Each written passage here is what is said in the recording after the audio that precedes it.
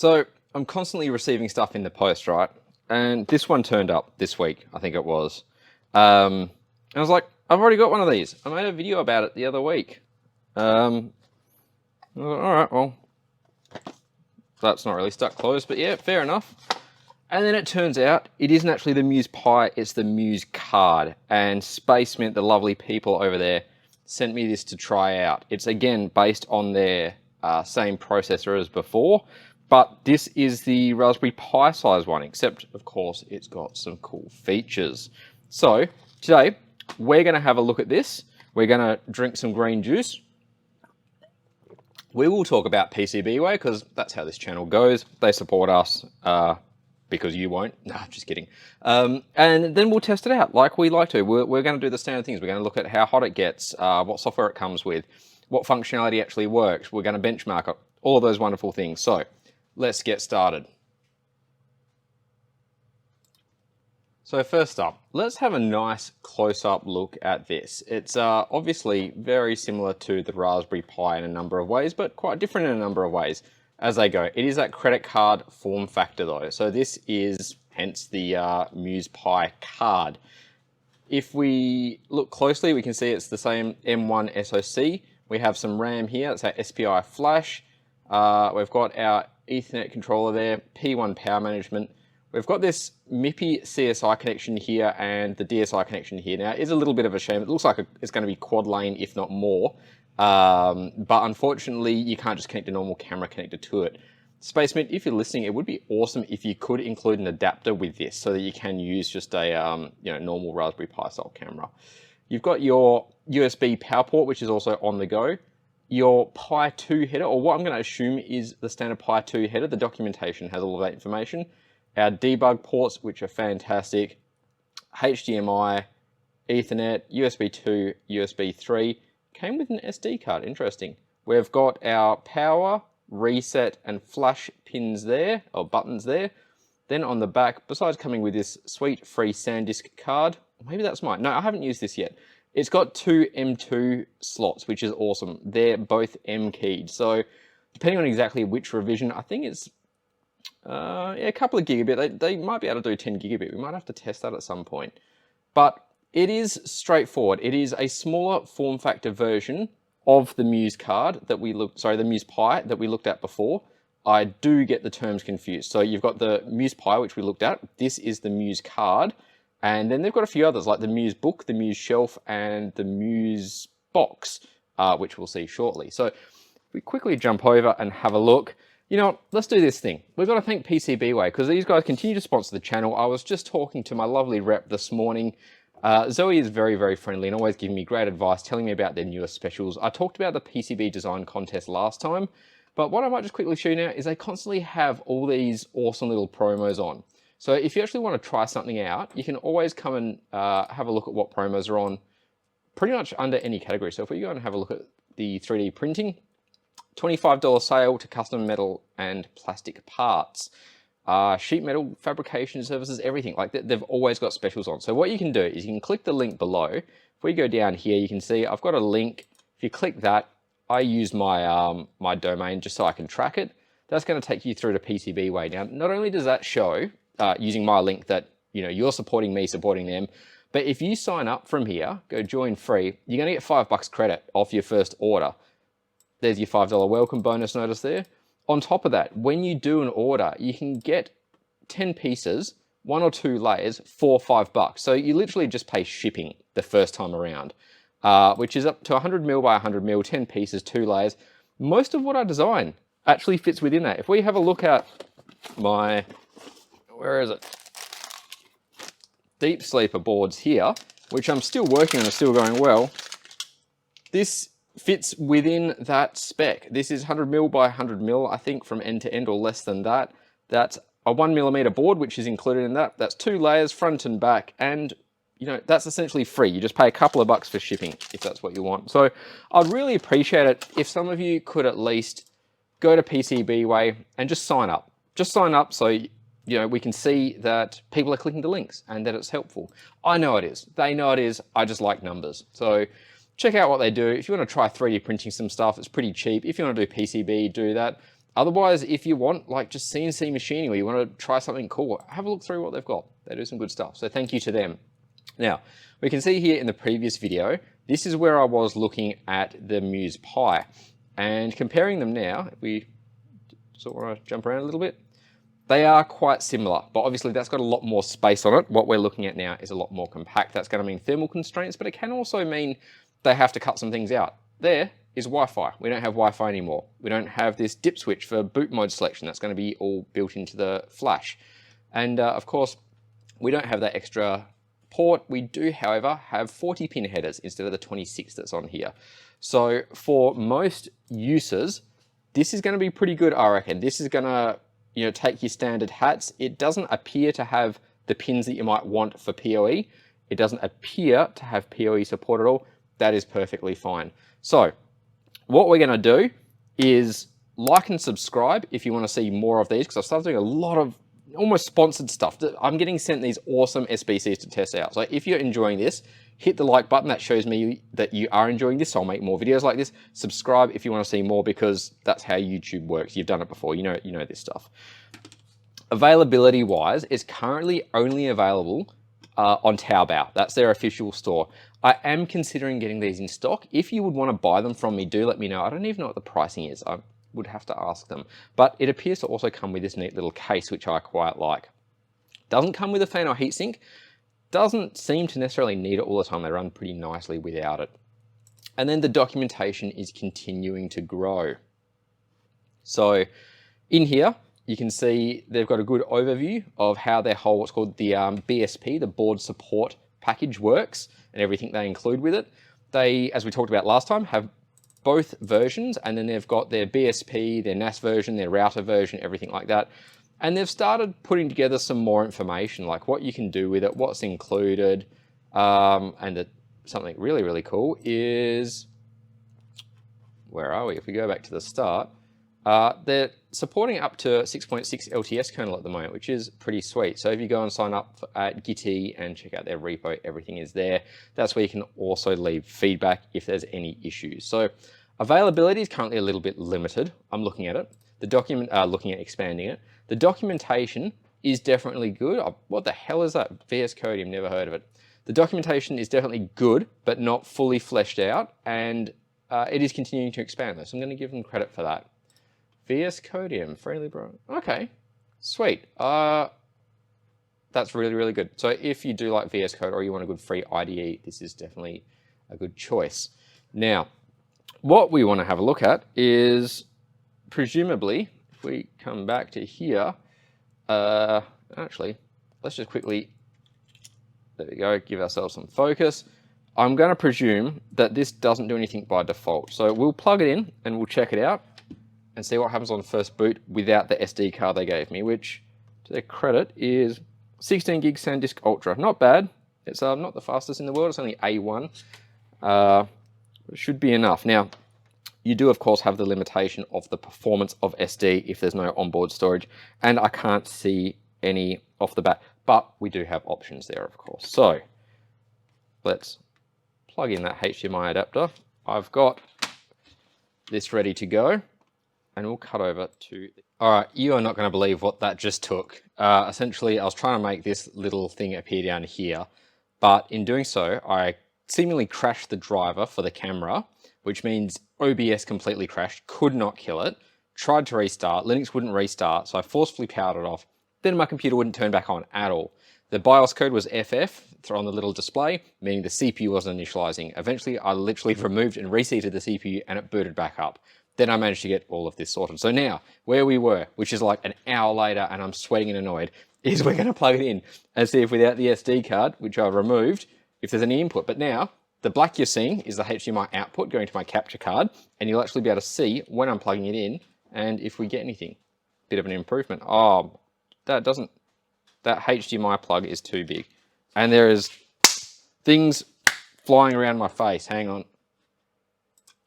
All right, I've sprayed the mosquitoes or midges or whatever they were, and I've changed the HDMI cable so that this should fit. So let's actually plug it in now and see what goes on. That is in. See the little light is on. Not seeing anything though. There's a very slight green light next to it there you might be able to see. Let's pop this SD card in, which goes in here. Sweet, it's not a clicky one, it's just a push in one. And then there's another one of those little bastard bugs. Hit reset, see what we get. Right, let's just power cycle it.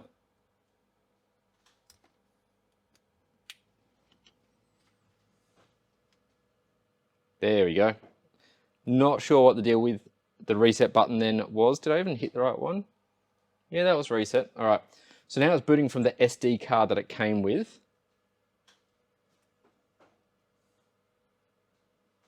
It looks like I might have forgot to disable autofocus again, but we will live. Gonna have some more green.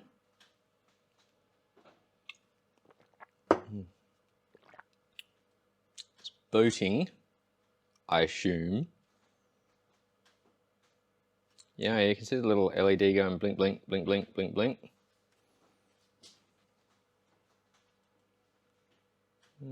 There you go. And yeah, autofocus is still turned on. My bad. Whatever. So if we plug our keyboard and mouse into this, we'll see what it looks like off the cuff. There we go. All right, we've got the same setup as before. So essentially, we'll just change it to English and it's going to chip through. But you know what? We did see this last time. I'll probably put a link to that other video below. What we should do now is flash this with the new image. So give me a minute. We'll put the keyboard and mouse back there. I'm not going to actually use this. I'll leave this SD card as is for now, and I'll flash one of my cards. Give me a moment. All right, that was nice and quick. So I've got my Lexar 32 gig, I think it is, flashed with their latest 2.0 release candidate. So we'll try this reset button again because I'm curious about that, and then we'll see what this new image is like, and we'll test out the usual stuff too.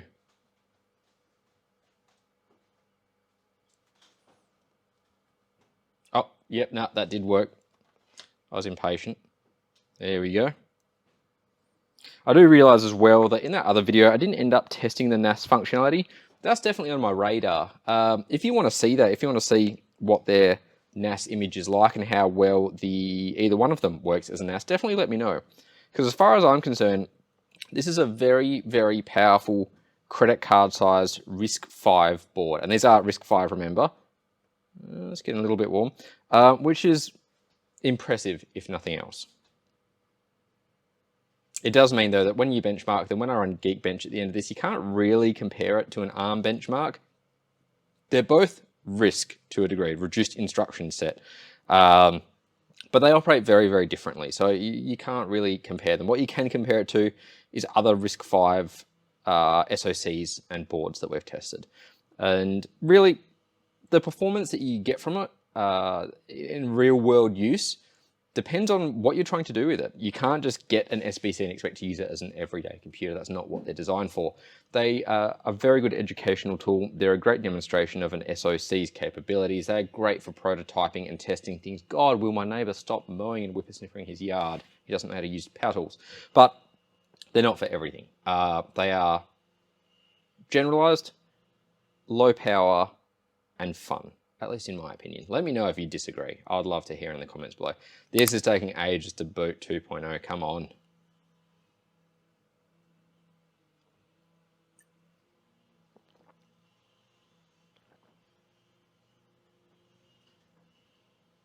There we go.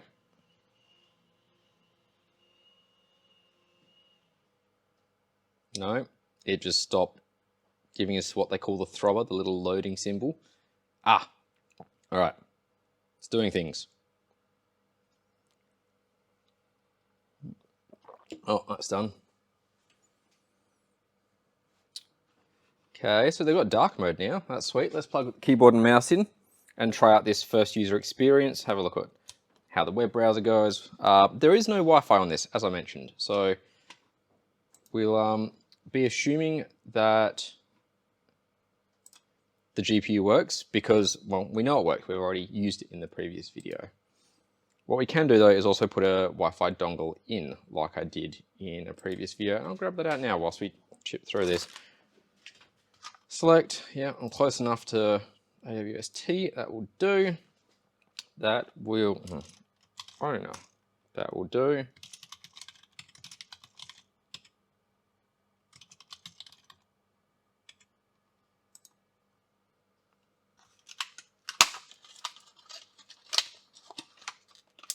There we go, start using Bianbu. All right, they have customized a fair bit. I'm liking this dark theme.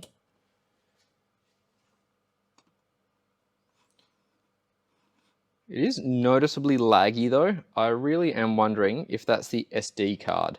As I said, you're definitely going to get lag from the SD card. It could be because it's first boot though, so we will give it a little reboot. All right, they've got some example stuff built in. That is very, very handy. Let's pull up a terminal, have a quick look at what we're getting, and we will also, oh, whoops. Yep, cool. All right, this 8 gig model, that's excellent. It has not expanded to take up the whole SD card. There's no swap enabled, which is good. And there's our 8 cores. So that is definitely something I like seeing. We are on a 6.6 kernel there. That makes me very happy. You got no idea how happy. Now, if we just go and see if it 4Ks, does it 4K? Having to get used to a different menu every time I boot up a different distribution as usual. I know you probably don't need this down here anymore, but too bad. I've got to click on other things to change that.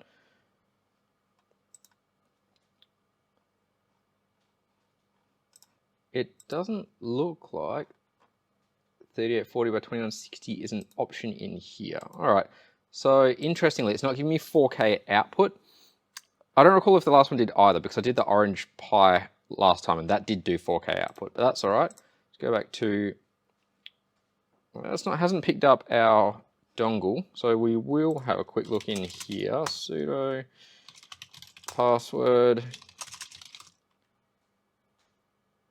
All right, we'll just try unplugging it and replugging it. There, look, maybe it is handy that you've got that.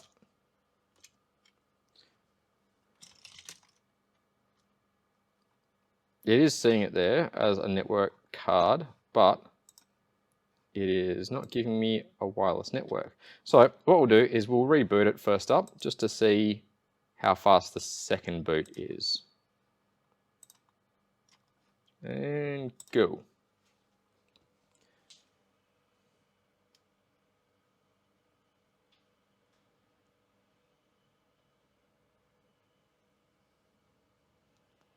This is real time, by the way. I'm not speeding it up or skipping anything.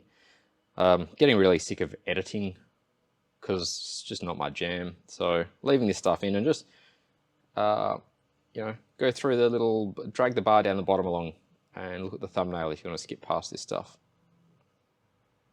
What's it called? Scrubbing. Scrub past this if you wish. I'll show this though, because this is what you're going to get when you use it, if you use it.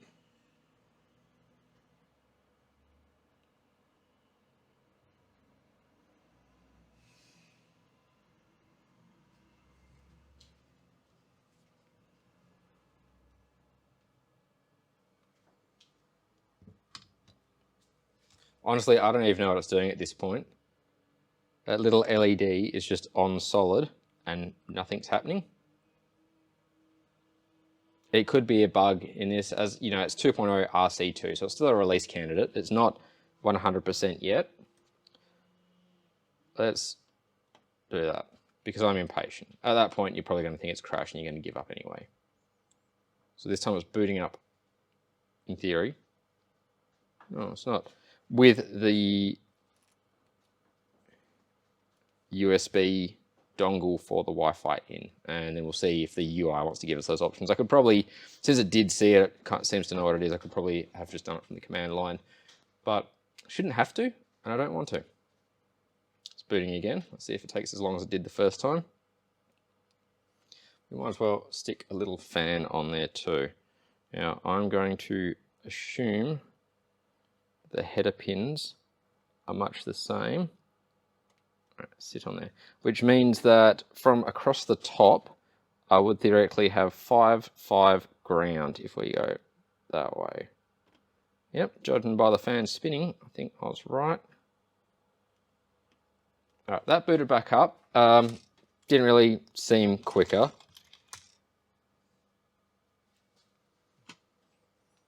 It could have been thermally limiting. That is definitely a factor. I don't think so though, because these do operate well under strain. And now it's got this little fan screaming its heart out on there. It is operating much the same. I would say that there are drivers in this 2.0 that are yet to be refined. We still don't have the Wi-Fi menu at the top right. So we'll quickly jump down into our settings and we'll go and have a look at that. Truck just pulled up. I'm going to have to use a vocal enhancement on this because there's just no Wi-Fi. There is so many external noises. We don't have any GL mark. We just have, oh God, this is, no. That's better. ES2 test 1, what is this? Righto, no idea what that is. We won't worry about it. So there is definitely some limitations with this new 2.0 image. It's not quite ready yet. There is no 3D games included, that's fine. So we've assessed the boot speed, we've had a look at the product, we know roughly what it does, what it can do. We looked more at the 1.0 image in the last video. It has no Wi-Fi enabled and it doesn't like this pretty generic card, which makes me think that there might be some drivers missing from this or it might be stripped out. Graphical acceleration seems pretty good, a little bit laggy though, as we talked about. What we want to see now is power consumption and then we'll benchmark it. So let's do the forbidden, pull that straight out. Oh, do you know what's really cool? My power meter is at the other house. So I won't be able to test the power consumption of this right now. What I can do is I'll take it back with me. I'll test it at the house. I'm out at the workshop now and we'll put the results below. So I'm pretty impressed with this. You know, we know that if we use the, let's go back to the full view actually. So where are we? All right, so we're back. I just had more camera issues. I don't know what's going on with this thing up there. It might be my USB ports or something. Long story short, I'll test the power consumption back home. I'll benchmark it at that point as well. If you have any questions, let me know. I think this is actually a fantastic product. I love that it comes with this case too. It's really nice. I hate it when tools don't come with bags and products don't come with cases. I would really love it if they added some adapters so we could actually use those ports. But I mean, really, it's got dual M.2, which is excellent. So I can't wait till Bianbu 2.0 is ready to go. I reckon it's going to absolutely kill it. Thank you to all of you, first of all, for watching this far through a video that's gone wrong a couple of times with all the external noise. Thank you to PCBWay for continuing to sponsor this. They make this possible. They help fund these sorts of videos because these cost me money and these take time literally away from my job right now. It's a Friday, my main job. And thank you to SpacemiT for making these great products and sending it to me to try out. So again, don't forget to like and subscribe. It makes a huge difference to me. Leave your comments and engagement below though. The more you engage with this video by comments, likes, sharing, stuff like that, the more YouTube shares it. And then the better I do. Like, I want to do this full time one day, maybe. We'll see. So thank you. Have a wonderful weekend. Look after yourself. I'll see you next time.